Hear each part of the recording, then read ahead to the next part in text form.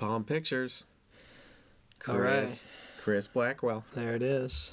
I am Brad Blondheim, the producer of Scratch. And Ridgeway is Brad's company, and Brad and Ernest Meza produced this movie. I'm Doug Prey, the director and the editor. Here comes the first edits. There they are. DJ Premier. Deep concentration. And this was driving back from a shoot in Queens, driving into New York City.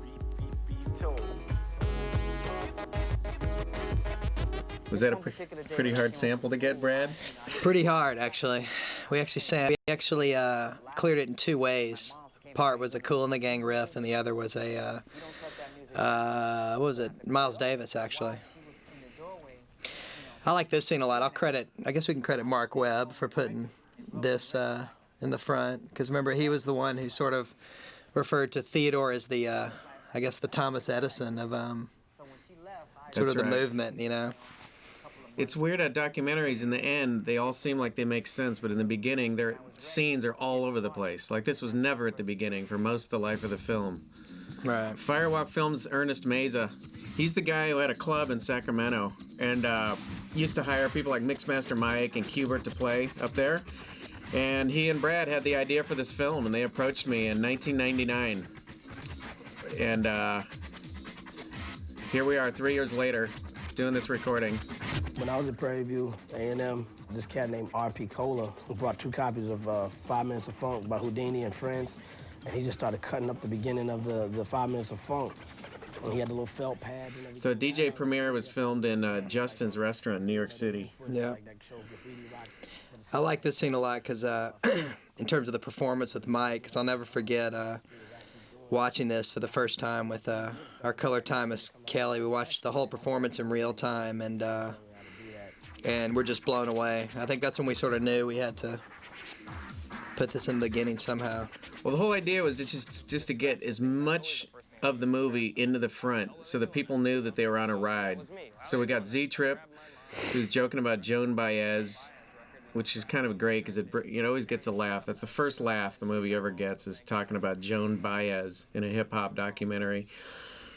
And we got Premier all excited about it. The first time he ever heard scratching. And Rob Swift is coming up. It's just sort of like people being excited about scratching. Yeah. Just as an intro idea. I think it also shows almost like the first time they had heard it and sort of what triggered them to follow their passions, which I think a lot of the movie is about, following your passions and your dreams and never compromising them for anything. All kind of mixtapes with his friends. But this thing with Mike playing, it was just him in his garage, and he just went off. He did 2 takes, which basically means he just played, and then he looked at me and said, "Can I do this again?" And I was like, "Yeah, if you want." And he just kind of blew us away. He was just back in this little garage in the back of where he lives, just playing amazing. The very, very first shoot day ever, we went to a factory in Santa Monica, Rainbow Records. Right. And we had tons of footage of these records being made, which was really cool. Yeah, this is my favorite stuff. In fact, this shot coming up is one of my favorites right here. This one. The way you talk, all the elements into one. That's hip. Rob Bennett, our director of photography, coming through with yet another great shot. And then this is South Bronx.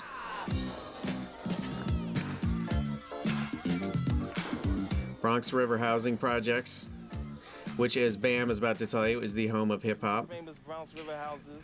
And it was just a Sunday afternoon. It was just a completely beautiful day. It was like this, basically a family picnic, Zulu Nation reunion.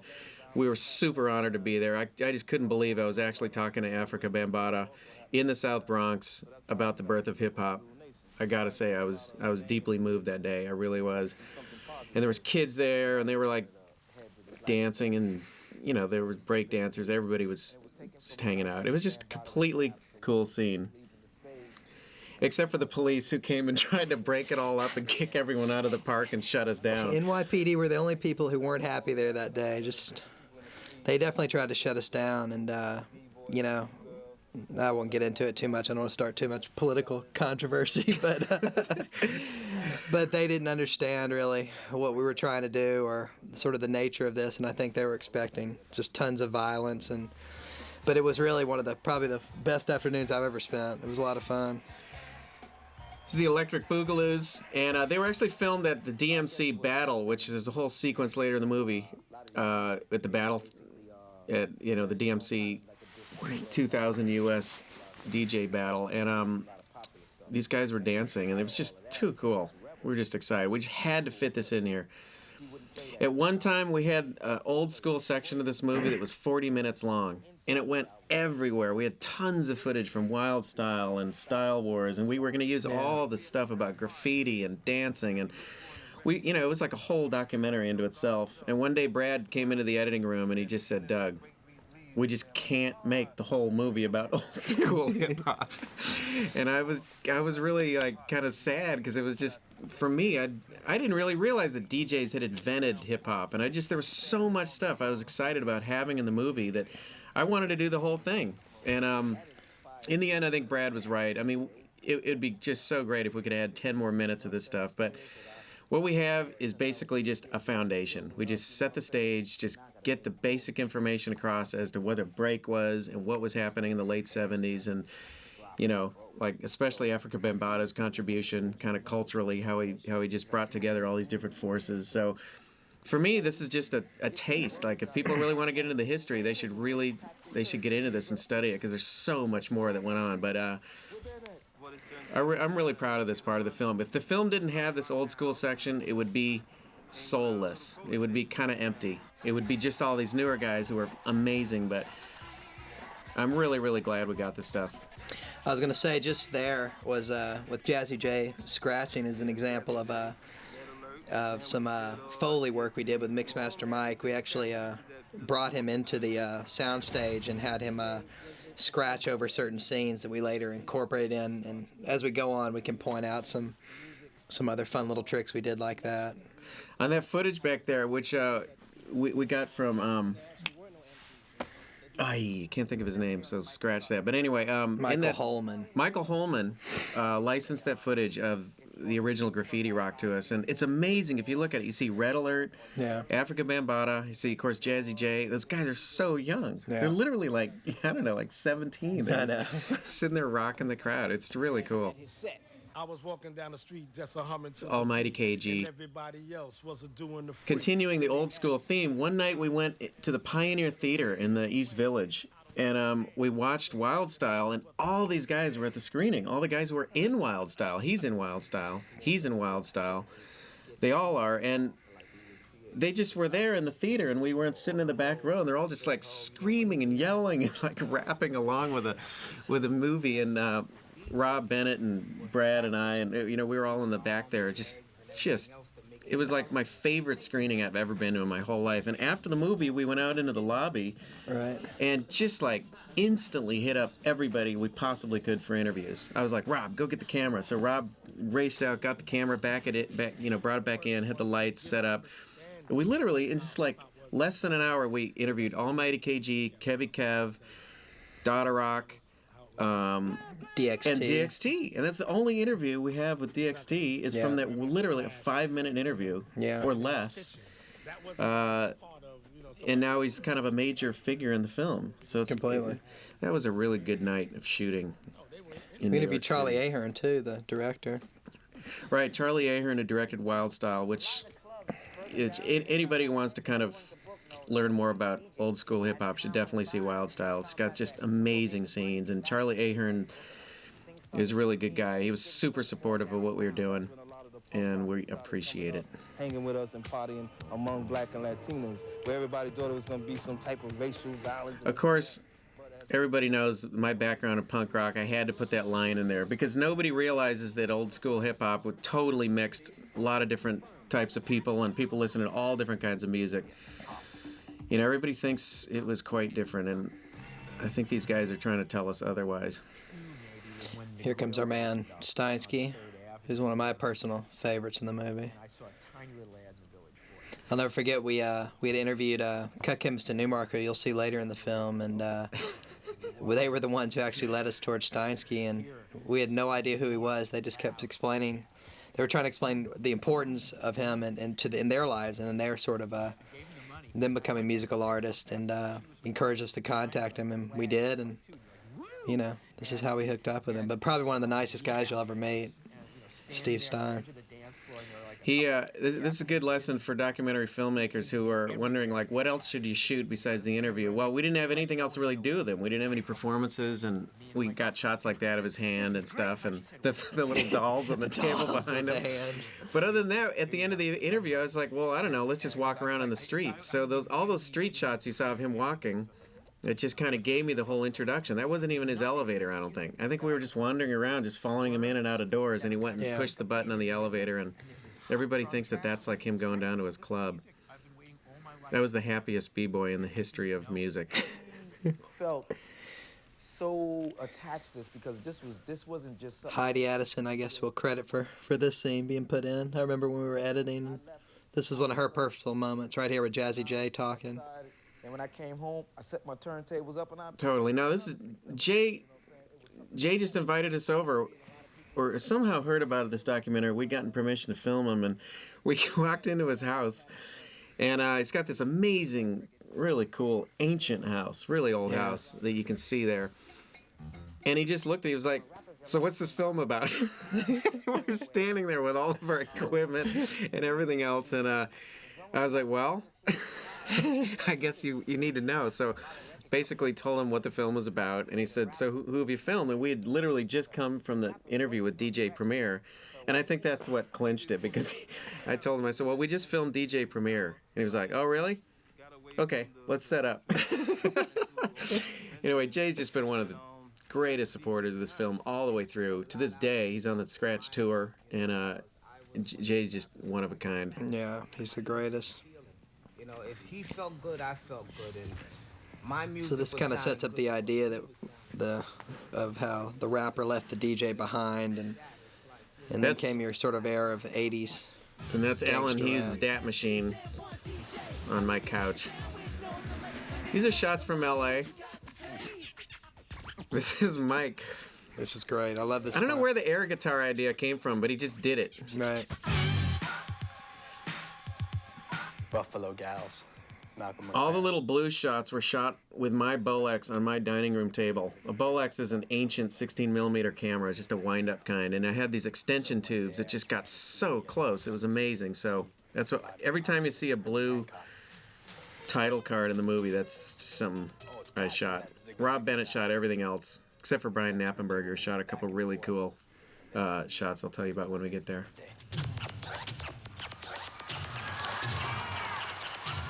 Now, we might as well talk about Rocket right now, because I got to say that I knew we had the Rocket quotes from all the DJs, you know, because every time I asked a DJ, where did they first hear about this, so many of them said Rocket.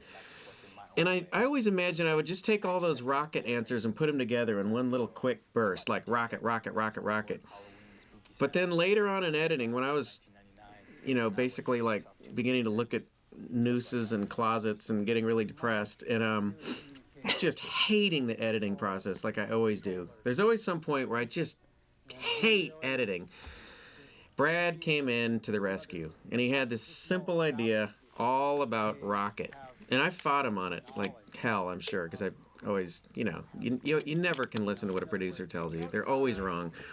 And he was right, of course. And it was just basically the idea that, like, let's kind of make this little structure around Rocket, because it's the one song that linked the old school to the new school, you know, to our new DJs, because they'd all been inspired by it.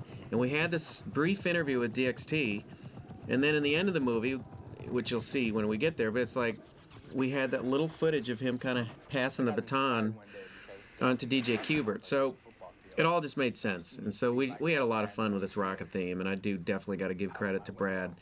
That's why he has a credit story structure. And the lesson learned is the producer is always right. Yeah.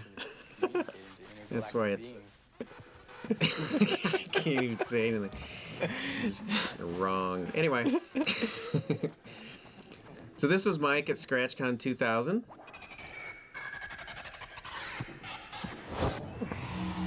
I grew up listening to a lot of jazz and funk, and the scene coming up is one of my favorites, and actually a lot of people have seen the movie, have really commented on Mike flipping Robert Johnson. We talked before this, and I just said, "Can you play? I've heard him play like children's records and weird, records that other people don't associate with hip hop."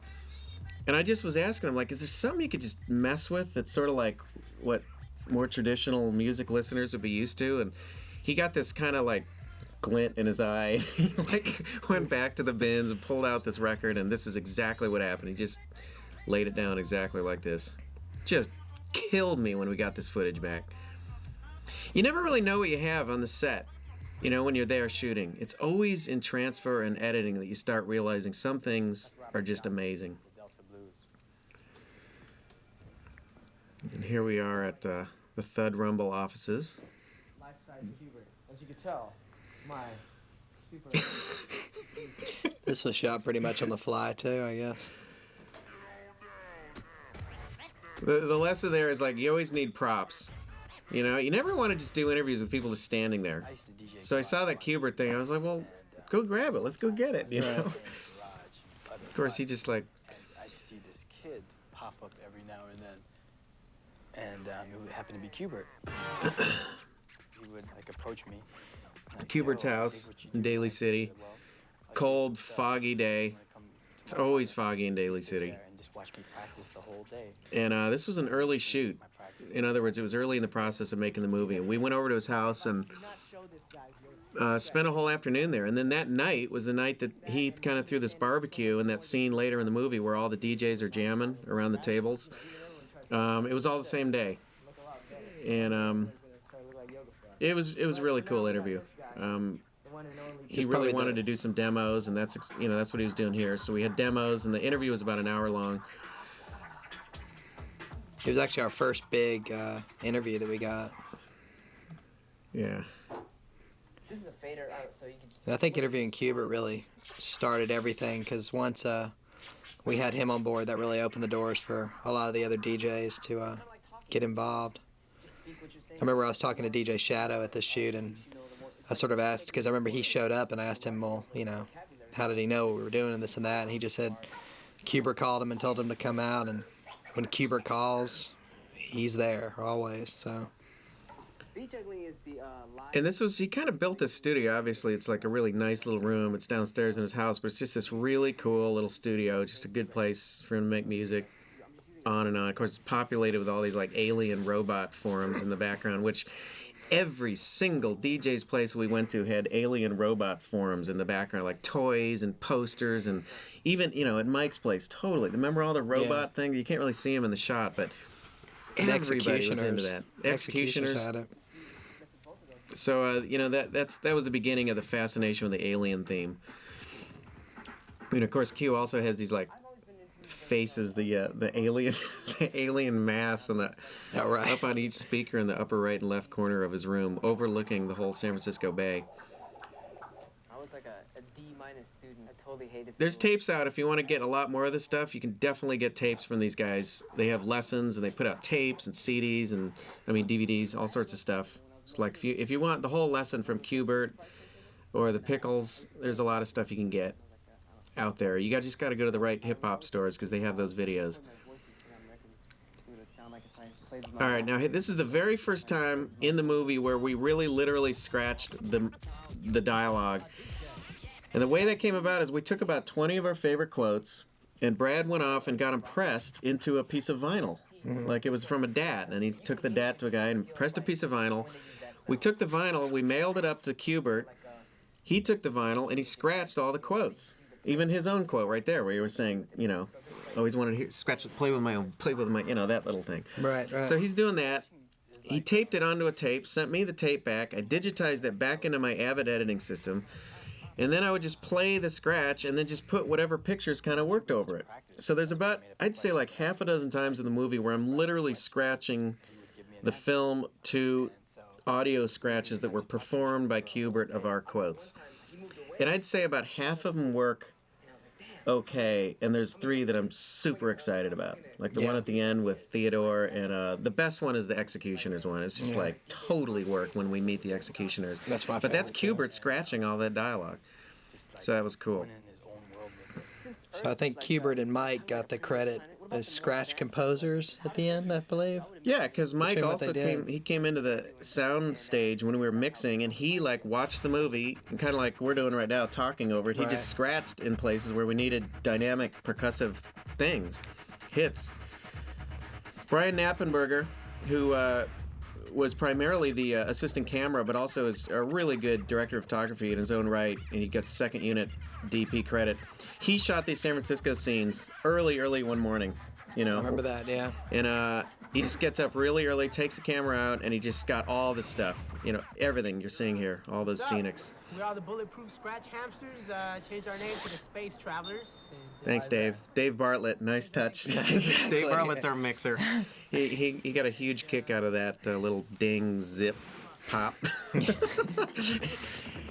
This was a fun interview with the Space Travelers, because I remember I had tried to call them numerous times. I had called Quest and Eddie Death, and those guys couldn't be any cooler, but just I don't think they were too into being a part of the film, and we were really bummed out because they were some of our personal favorite artists, and you know, I called numerous times, and it was funny. We actually ended up at ScratchCon, and Christy Pavone pulled me aside and said, "Brad, I want you to meet the Bulletproof Space Travelers," and they said they wanted to do it, but they just wanted to do it then, no editing, just let the cameras roll, and that's what we did. And it actually was, I think this is one of the more classic interviews. Well, it is because they just, I think their attitude was like, fuck this movie. We don't want to be in this, you know, like, oh, are you making a movie about our culture? You know? Exactly. And whenever I hear that, I just kind of want to, I want that in the movie. I want to figure out what they're Right. so pissed off about, and I want to get that as a part of the movie. And so it's just great that it worked out because they actually turned, you know, it worked out really well. I didn't really have any questions for them. They just sat on the bench, and I was just like, all right. Like it's the only time you hear me in the whole movie is just like, roll it or whatever. I don't know what. You're on. You're on, and that was it. And then they just talked for like half an hour, just like at us, and they Yeah. had tons of opinions, like, you know, half of which just wouldn't have made any sense in the movie because they were just specific criticisms or beefs they had. But I'm really, really glad that they're in the movie. Their music is amazing. Everybody's just gotta check out Eddie Duff's recordings, and Quest and Q and Mars. They're seriously amazing DJs, and they don't really promote themselves like the Invisible Scratch Pickles did. They just have a different attitude about it. But they came up at the same exact time as those guys. They also put out the very first Battle Break record, which nobody really knows about that, but it's a fact. They're just amazing. You know, a big part of the Bay Area. It's DJ Realm. So this was, like I said, there's Peanut Butter Wolf back there. The guy in the blue shirt is Peanut Butter Wolf, who's one of the Bay Area's. Yeah, I think he moved down to L.A., but he's in LA he's a now. phenomenal producer. It's this album he put out called My Vinyl Weighs a Ton, among many, many other hundreds of recordings. But this really was a pretty natural documentary-style shooting. These guys were literally just playing. Rob and I were walking around with a microphone and the camera, just kind of wandering around. That's Madlib, by the way, from Loot Pack. He got a little cameo. And Tiffany, who was the... All right. Was she the manager, I guess? Or? Yeah, one of the managers for the Scratch Pickles, and now she's one of the managers for the Beat Junkies now. This is Shadow. The funny thing about Shadow is he originally didn't really want to be in this film because he said, I'm not really a scratcher. Right. And then everybody who sees this scene is like, what? He's really good. He's actually an amazing scratcher. Yeah. He's totally keeping up with these guys. But it's just interesting because he's known so much more for like being a, you know, doing these deep, rich, sort of moody albums and, you know, as a producer almost. But no, he was just sitting there scratching and it was all made sense. That's DJ Design right there talking to Qbert. DJ Design is another, I don't know if you'd call him a producer, but he's a DJ, and he's he's put out a lot of really cool records too, and he works a lot with Peanut Butter Wolf. That's what they did, and that's why they became so. There's a Qbert's trophies from upstairs. There's Peanut Butter Wolf. And this is really funny here because everybody, if you ever wonder like how he could be in both shots at once, he took a picture of himself. Oh, that's right. I never even thought about that. You know, the magic of film. Documentary editing is basically all lies. It's not really true, but it's just like there's so many times you just have to push the envelope to make the scene work, and you're doing things that just aren't logical if you really think about it. if you really want to go crazy, go back and look at that scene where we're walking around with the 4 DJs, and you'll start realizing that they're not all 4 actually playing right there at that moment. Right, because you cut to shadow and Kubert's gone. Because actually the truth is they jammed for about an hour. Right. And I had to go through like an hour's worth of footage and kind of cut together what I thought was a tight little sequence where they were playing something that kind of followed. And so that's like really all about music editing and everything else.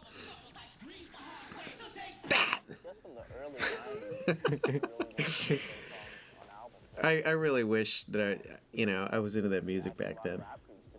Into this music. In 1992, when these guys were, I mean, it's like, my favorite part of that scene we just came by is there's a quick cutaway of the crowd. Really short cutaway of the crowd. And the people are just like, they're just in total disbelief of what the hell's going on up on stage. And I think that's what the Pickles really did have that influence, especially when they went out east and just kind of blew everyone away at all those battles in the early 90s. That's a big part of history. We don't really cover that event that well in this movie, but it's an important part of history. The return of the DJ. Oh man, it definitely opened some doors, and it opened our minds up until the return of the DJ. I guess we could tell the story. We originally. No, about Dave. Yeah, about Dave Paul. Yeah, well, I was going to talk about Doug's famous little Foley session. But maybe we don't need to go there. I don't think people will understand it. It's one of those inside jokes, but yeah, that was Dave Paul from Bomb Hip Hop and Billy Jam from Hip Hop Slam. 2 guys who really were so helpful and embracing of this project to help us out. A lot of people don't know how we could have possibly had the money to take those engines and put them on the plane backwards so that it would fly backwards. Because it was more money than the actual film cost. It was insane trying to get that jet to fly backwards. But once again, I credit myself as the good producer that I am. I was able to approach the airlines and work out a deal to get that jet to actually fly backwards. Yeah, so because once again, it's a documentary and everything is real. Right. So here we are in Jackson Heights with Rob Smith. Rob Bennett is just, I mean, I could just sing his praises the whole way through, but it's just the cutaways he gets when he's driving. Another thing is it's really hard to shoot a car interview because you need light inside the car and you also want to see what's happening outside of the car, and it's daytime. And every time I do it on my own, I just get these silhouettes. And Rob it's just really simple. Good lighting in the car of Rob Swift just driving around. I think Rob's good at, which Doug has mentioned many times, is Rob listens with his camera. You'll see a scene coming up in a sec where it's a flock of birds that happen to fly over before you meet the executioners, and Rob just, very coincidentally just goes up and shoots the birds and pans back down to the executioners, and it works really well. Babu is, like it's almost a regret that Babu's not more in the movie, and especially the Beat Junkies. The Beat Junkies, there was really just 3 major crews who made this film possible. The Invisible Scratch Pickles and everybody associated with them in San Francisco. The Beat Junkies in Los Angeles. Rhetmatic, J-Rock, Babu, Curse, Melody. There's a lot of others. There's a big crew, but those guys, especially since we live in LA, they gave us so much good advice. I remember meeting with Rhetmatic early on and just saying, tell us what you think. And they really, really set us down the right road with this project. Definitely. And the Beat Junkies, in the end, it's kind of ironic. We don't have any real serious performances by them. I'm really glad Babu's in here, especially via Dilated Peoples. Yeah. But those guys are huge. They're just really great. And the Executioners, I can't say enough about either. They were the same. Like, we met with Rob early on, and he really... we met Rob through John Carluccio, actually, who made a film called Battle Sounds that I strongly recommend everybody check out.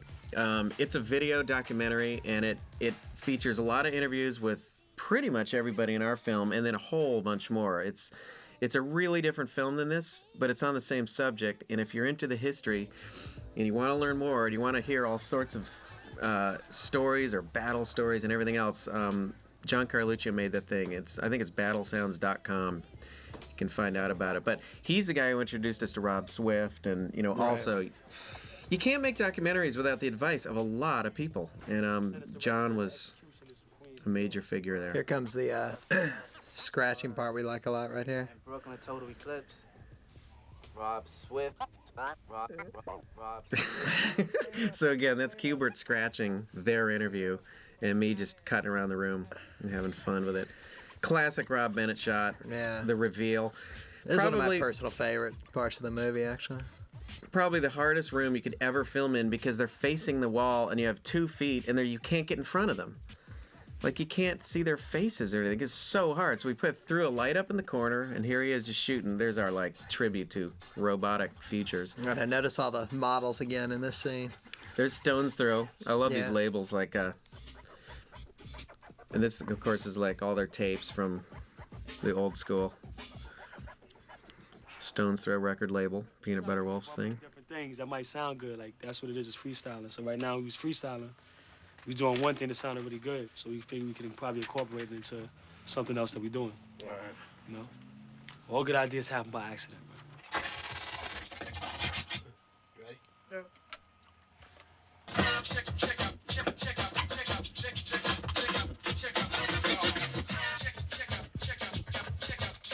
Rock Raiders, incredible. This is them recording. This is on their new record. This song. Yeah, so exactly. Check out their new record. The name of it is Built from Scratch. Actually, it comes out. What's today? February 25th. But this song is on there, and this is them honestly working on it. This was not set up. None of this stuff was set up. No. Whenever I say I'm lying, it just means I've edited something in a way that is lying.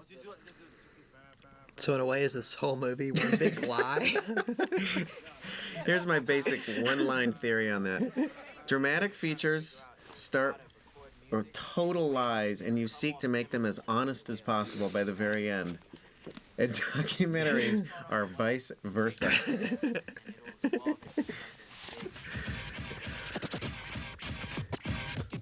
Anybody who thinks that I'm like, full of it, they seriously have not been in an editing room where a documentary has been edited. Everybody knows what I'm talking about who's an editor of documentary. This is basically a rub, so it'd be So this stuff is pretty cool. There's other people who've also invented, musical notation like this. I know A-Track, who's this brilliant DJ from Canada, also quite a major champion.